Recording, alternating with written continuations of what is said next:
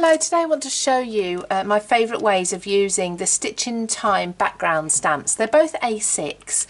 They come individually. You've got the dress pattern stamp here and you've also got the lace pattern stamp. Now as you can see, again, mine have been used so much. I absolutely adore both of them. So I'm going to show you my favourite techniques for each. So let's start first of all with the dress pattern. Now this is probably a technique that you've seen lots of times before, but I just think with this dress pattern stamp it works so very well. So I'm just going to peel the clear stamp off from its backing. Now these are all photopolymer stamps. That means they are absolutely fantastic quality. They're not going to stretch, they're not going to lose their stickiness at all. You can wash them and air dry them, and if you've got powder and inks and things on them, they will regain their stickiness as soon as they have air dried. I wouldn't want anything else other than photopolymer for my stamps. Now this is a tip that I learned from Els from Elizabeth Craft Designs. I adore this technique anyway, but I think with this stamp it works so very well, and that's using a tea bag to stamp on. So I've made myself a cup of tea, I've taken the tea bag, I've torn the top off and disposed of the tea leaves inside. Obviously I've used it, it's not a brand new one, and then I've laid this on my radiator just to dry out, and then you'll find that this will reasonably easily just tear away at the edges. When it's wet it's actually really quite difficult to tear, because I guess it's made like that so that the when you're stirring your tea it doesn't break apart easily, but it does have the feel and the texture of fabric. And of course you've got that beautiful tan colour. So just placing that on my stamping block. Now you may find that you want to pop a little piece of paper underneath that just to protect your foam surface. So I will just do that there, make sure that I'm not going to be stamping onto my background. And then just secure down. I'm going to secure the paper. I'm not going to secure the tea bag because I want to make sure the entire surface is covered. And then I'm just going to be stamping here with my VersaFine. I like my VersaFine Clear inks. They are really nice and clear and vivid, and the detail is amazing. So just splitting the tea bag open, I'm just turning it around so that the seam is on the other side underneath. And I'm going to turn and press this design right into that tea bag there. You don't have to press very hard because it's a very thin material, lays quite flat. But when we open that up, look at this. Isn't that just absolutely perfect? You've got that translucency that you'd expect from a dressmaking pattern. You've got the roughness, so the crinkles in the fabric as well. And that is just absolutely perfect for going onto a card. So just here is an example of a card using that pattern in the background, and lots of other elements from the Stitch in Time collection. So we've got the border stamps, we've got the sentiment stamps, we've got the grey board with the sewing tools die cut over the top. I've got more border stamps around the edge there, obviously the dressmaking pattern in the background, lots of scraps of tea bags there glued together in a collage, and just on the bodice of the dress form there you can see the lace pattern, which we're going to come to next. So that lace pattern is also absolutely beautiful.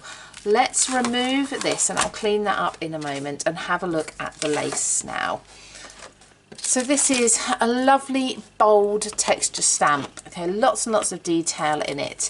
It is stunning whether you stamp it in white, whether you do a watermark with it with your Versamark, whether you just do it black on black as I have on the bodice of that dress form that we're just looking at.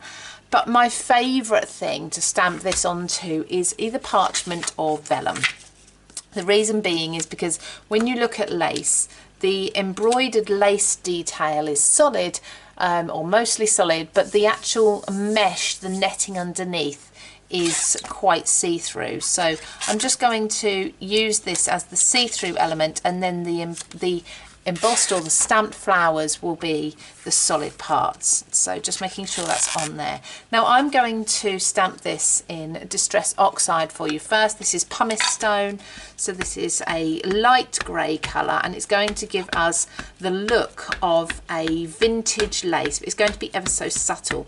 And what I really love about this this stamp, this design, is that you can get away with making it very distressed if you want to. simply by misstamping some areas or not fully adding ink to all the areas, or you can give it really full coverage. So I'm going for quite full coverage so you can see the design, but like I say, I'm just going for a light grey so it's not going to be too in your face. So let's just fold this over and press this all over the parchment or the vellum, it doesn't matter either way, or if you have tissue paper you may want to use that as well. Now I do use a stamping block just in case I've missed any areas. That looks perfect. Okay, so there we've got beautiful subtle lace. Now you could use either side of that if you wanted to. I would suggest leaving that to dry or heat setting it, because of course distress oxides do take a little bit longer to dry and the parchment isn't as porous as paper would be, so don't stick your finger in it just yet. But that's a lovely subtle lace effect. If you wanted to apply a white heat embossing powder to this, you would then get this effect, and of course that stands out a lot more. It looks a lot brighter. Again, I do quite like the reverse of these as well. And here's a card using both of those techniques. So I've got the embossed lace in some of these panels, I've got the dress pattern in some of the other panels as well. I've mixed them with this, like this cross stitch material that's within the paper pack as well. I've got some of the grey board here, one of the sentiments, all from the Stitch in Time collection. But another example just here of that lace panels. Isn't that just beautiful, just used in those smaller embroidery hoops.